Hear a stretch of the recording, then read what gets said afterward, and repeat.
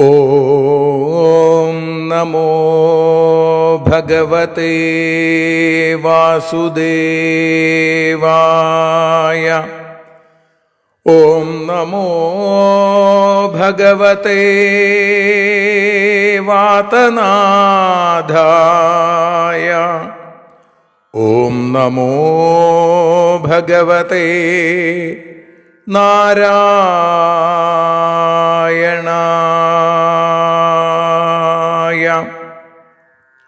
ഏവർക്കും നാരായണീയ മധുരം ആസ്വദിക്കാൻ ഒരിക്കൽ കൂടി സ്വാഗതം.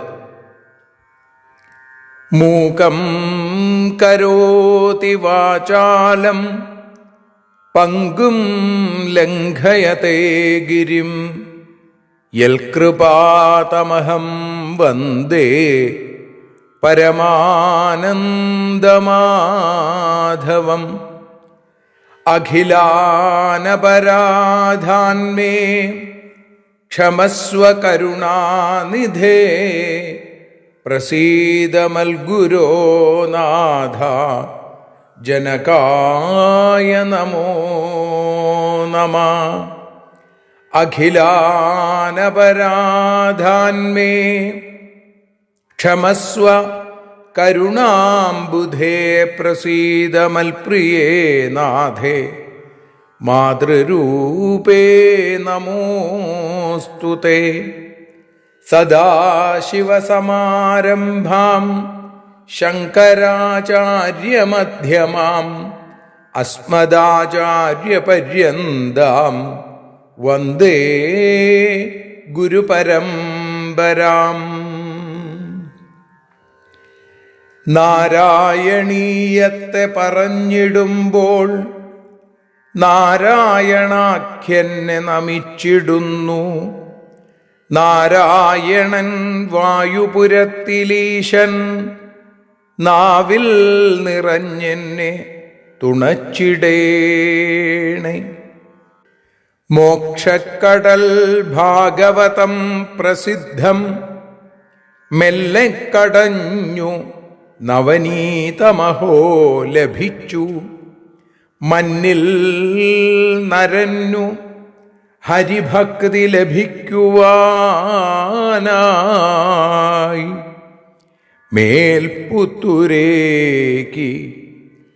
സദയം ശുഭ സ്തോത്രകാവ്യം.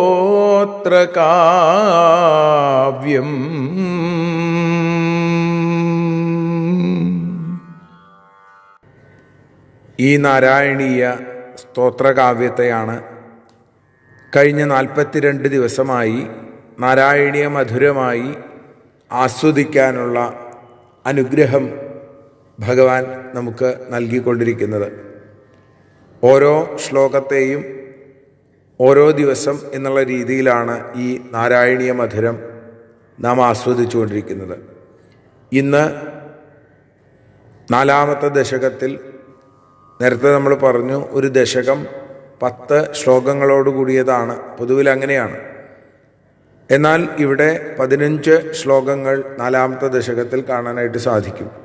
അതിൽ 13-ാമത്തെ ശ്ലോകമാണ് നമ്മൾ ഇന്ന് വിചാരം ചെയ്യുന്നത്.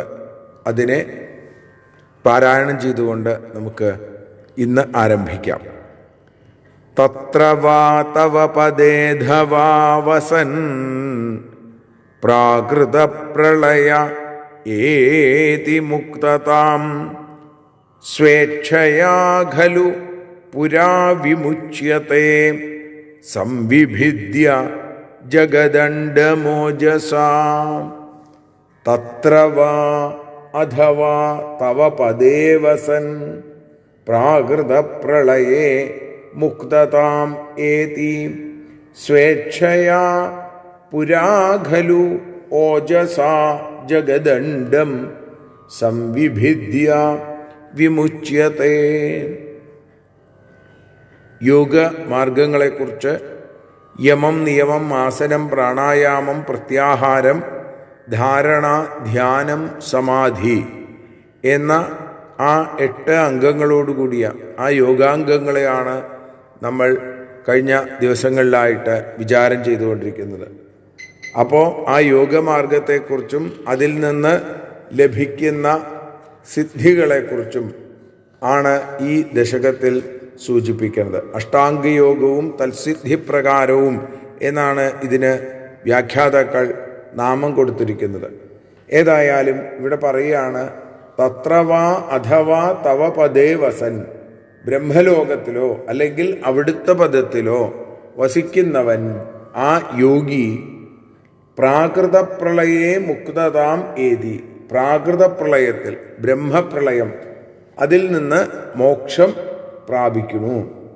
അഥവാ ഇനി അതല്ലെങ്കിലോ സ്വേച്ഛയാ അവനവൻ്റെ ഇച്ഛയനുസരിച്ച് പുരാഖലു ഓജസാ ജഗദണ്ഡം സംവിഭിദ്യ വിമുച്യത്തെ, പ്രളയത്തിന് മുമ്പ് തന്നെ തൻ്റെ യോഗബലം കൊണ്ട് ബ്രഹ്മാണ്ഡം പിളർന്ന് മോക്ഷം പ്രാപിക്കുകയും ചെയ്യണു. ഇതാണ് ഈ 4-ാമത്തെ ദശകത്തിൽ 13-ാമത്തെ ശ്ലോകത്തിലൂടെ പറയുന്നത്. ഇനിയും 2 ശ്ലോകങ്ങൾ കൂടിയുണ്ട് നമുക്ക് ഈ ദശകത്തിൽ. അത് നാളെയും മറ്റന്നാളുമായിട്ട് അനുസ്മരിക്കാം. ഇപ്പോൾ ആദ്യം ശ്ലോകം ചൊല്ലണു, അതിനുശേഷം അതിൻ്റെ മലയാള പരിഭാഷ ശ്രീഹരിയം. തത്ര വാ തവ പദേധവാ വസൻ പ്രാകൃതപ്രളയ ഏതി മുക്തതാം സ്വേച്ഛയാ ഖലു പുരാ വിമുച്യത്തെ സംവിഭിദ്യ ജഗദണ്ഡമോജസാ. നാരായണ നാരായണ നാരായണ നാരായണ നാരായണ നാരായണ ശ്രീനാരായണ. ബ്രഹ്മലോകത്താണെങ്കിലും വൈകുണ്ഠത്തിലാണെങ്കിലും കൽപ്പാന്തകാലത്തിലവൻ സായുജ്യം നേടും. അതീനായി കാത്തിടാതെ സ്വശക്തിയാൽ ബ്രഹ്മാണ്ഡത്തെ പിളർത്തിയിടും ബ്രഹ്മത്തിങ്കൽ ലയിച്ചു ചേരും. നാരായണ നാരായണ നാരായണ നാരായണ നാരായണ നാരായണ രാധാ ഗോവിന്ദ.